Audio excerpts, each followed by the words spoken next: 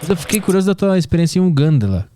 Que tipo de história tu viu lá? O que tu fez lá? Como é que foi essa experiência? Nossa, foi incrível. Tenho muita história. Nossa, em Uganda, tem muita história boa de Uganda.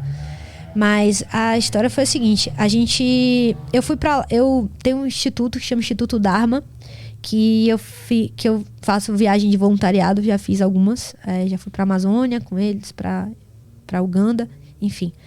E aí, nesse instituto, como é que funciona? A gente vai, médicos, né? A gente se junta e vai para algum local, para alguma área remota, que a gente chama, né? A medicina de áreas remotas é uma subespecialidade da medicina de emergência. E a gente vai com quase nada de recurso. A gente leva de recurso só um ultrassom e os remédios.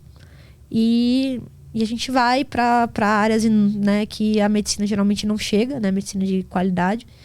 E presta atendimento. Então, lá em Uganda, eu fui com um grupo, acho que nós éramos 13 médicos, eu acho. Aí eram, acho que 13 médicos. Aí tinha uma pessoa responsável pela farmácia, que é uma amiga nossa que ela é publicitária. Aí sempre tem voluntários não médicos também. E o pessoal da logística. Aí sempre vão mais 2 da logística.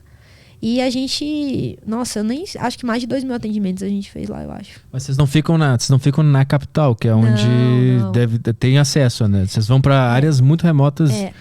A capital nem tem tanto acesso assim. Lá em Uganda é um país bem... É um país que tem poucos recursos, mas a gente geralmente se associa a instituições ou ONGs ou, enfim, fundações que prestam algum serviço voluntariado em algum local que é muito inóspito. E a gente se associa e leva saúde. Então a gente se associou, foi para se juntou a uma associação de educação que eles faziam algumas coisas de educação, enfim, em áreas bem distantes da capital. E aí a gente ficou com uma base numa cidadezinha também distante da capital, que era um localzinho que a gente... Tipo um hotelzinho assim, um local que a gente ficou lá. E a gente saía todos os dias para atendimento em locais, em tribos, enfim. Que tipo de ocorrência tinha lá? Qual é a situação deles lá? Então, a situação é a seguinte, Arthur. Tem gente lá que nunca viu médico na vida. Então, você tem de tudo que você imaginar. Então, você tem... E a qualidade do serviço é muito ruim. Então, assim, é muito difícil deles conseguirem um acesso. Porque chegar num hospital é muito difícil. Muito difícil. E lá tudo é pago também. Enfim, não tem saúde para todos, né? Então, eu lembro que teve um paciente que me emocionou muito, que foi um senhor de 92 anos que chegou lá. Eu estava atendendo ele. E ele foi lá só para conhecer um médico. E para agradecer. Então, assim, o cara que foi lá só pra isso. E de um outro lado, a gente teve 2 casos, assim, que foram casos, o Brian e esqueci o nome dela, esqueci. Foram dois pacientes que a gente teve lá, que eles tinham doença cardíaca congênita. Então, assim, eu lembro quando eu tava atendendo esse Brian, que foi eu que atendi ele a primeira vez, eu fui auscultar. Quando você tá aqui no Brasil, geralmente, o paciente vem com uma queixa.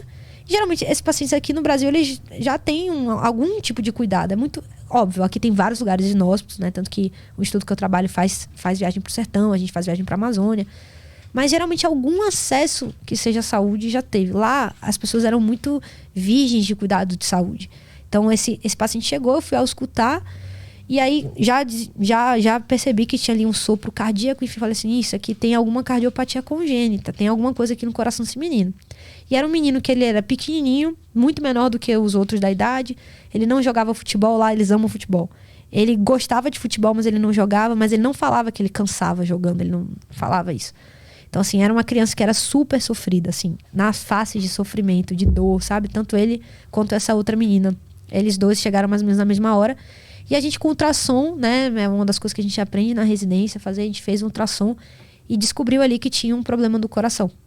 E aí, e agora? O que você faz, né, com um caso desse? Então a gente conseguiu levantar fundos, a gente fez uma vaquinha aqui no Brasil, conseguiu levantar fundos e a gente fez um super relatório referenciado lá e a gente conseguiu mandar eles para operar na Índia, que é um dos centros de cirurgia cardíaca.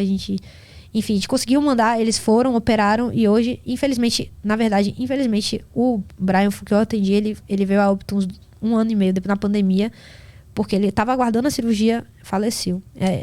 Mas a menina, ela hoje já tá bem, tá ótima. Então, assim, são coisas que você consegue fazer que, assim, foi só a única atitude que a gente teve foi auscultar. Então, assim, ninguém nunca tinha feito isso.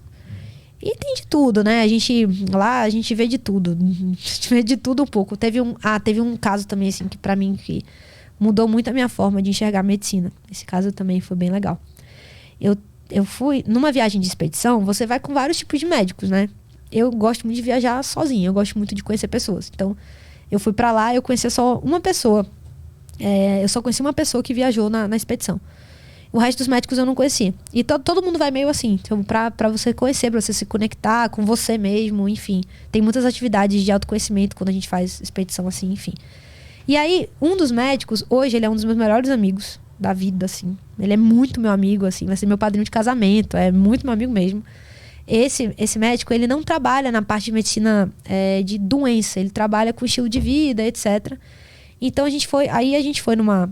Só que ele é um excelente médico, assim, um cara humano, sabe, assim, sabe aquele cara que todo paciente gosta, assim, ele atende, todo paciente gosta. Só que, assim, ele não tá mais no hospital vendo coisas emergenciais, coisas graves há muitos anos, ele trabalha em consultório há muitos anos. Então, pra ele é mais uma medicina ambulatorial. E a gente foi numa visita, ele queria fazer visita domiciliar, num dia lá que a gente tinha um atendimento, eu tava atendendo e ia ter que fazer uma visita, porque tem pacientes que não conseguem ir até a gente, então a gente que vai até eles.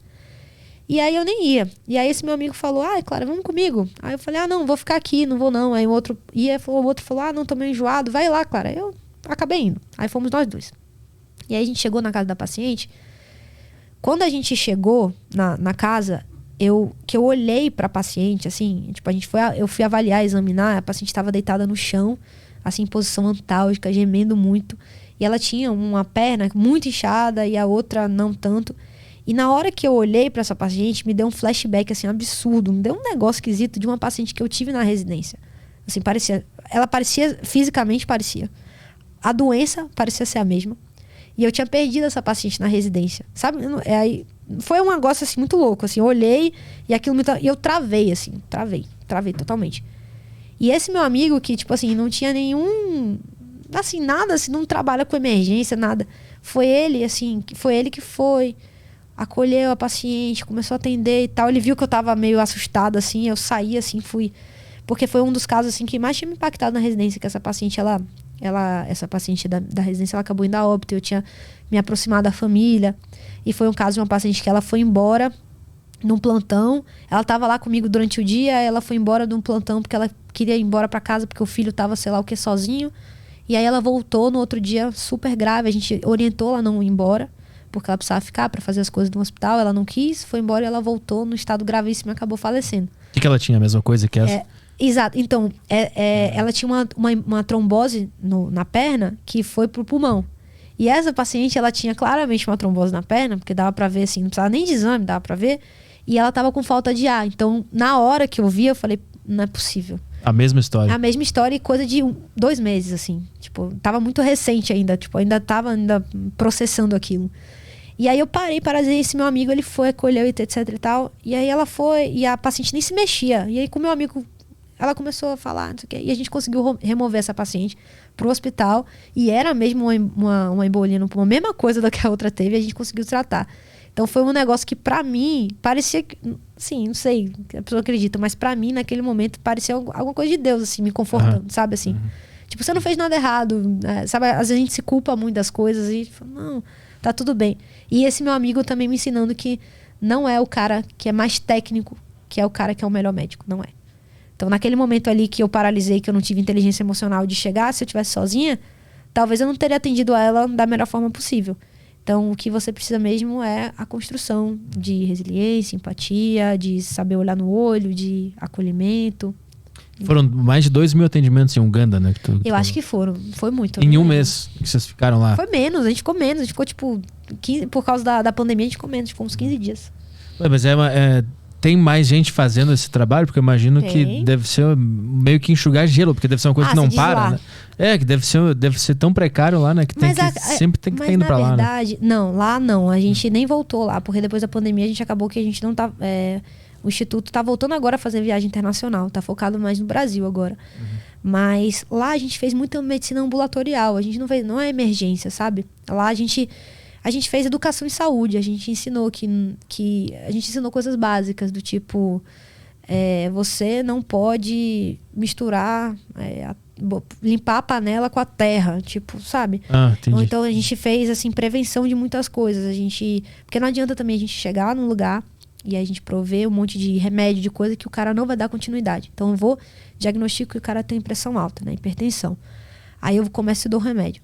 Qual é a garantia que eu tenho que ele vai continuar tendo o remédio? E como é uma doença crônica, não adianta nada. Então é melhor você nem começar. Na medicina, se você não consegue dar continuidade a um tratamento, não comece. Porque tem risco de ter efeito adverso, então você tem risco de fazer mais mal do que bem ao paciente. Sim. Então, o que a gente faz nessas expedições? A gente faz cuidados básicos em saúde, que fazem muita diferença. São coisas idiotas, assim, por exemplo, principalmente em pediatria. Ensinar coisas básicas de técnica de amamentação para a mãe, para a criança pegar no peito, crescer, né? Alimentação. Às vezes, eles só não têm o conhecimento. Então, eles acham que a farinha lá que vai deixar a criança forte. Mas eles têm banana. Lá, por exemplo, lá eles têm banana. À vontade. E eles comem farinha. Eles não comem a banana. Mas por quê? Porque é cultural. Você vai mexer na cultura deles? Não, mas você pode orientar que a farinha com a banana vai bem. E aí você tá aumentando o aporte vitamínico da criança. Sabe, assim, coisas bestas, mas que fazem a diferença.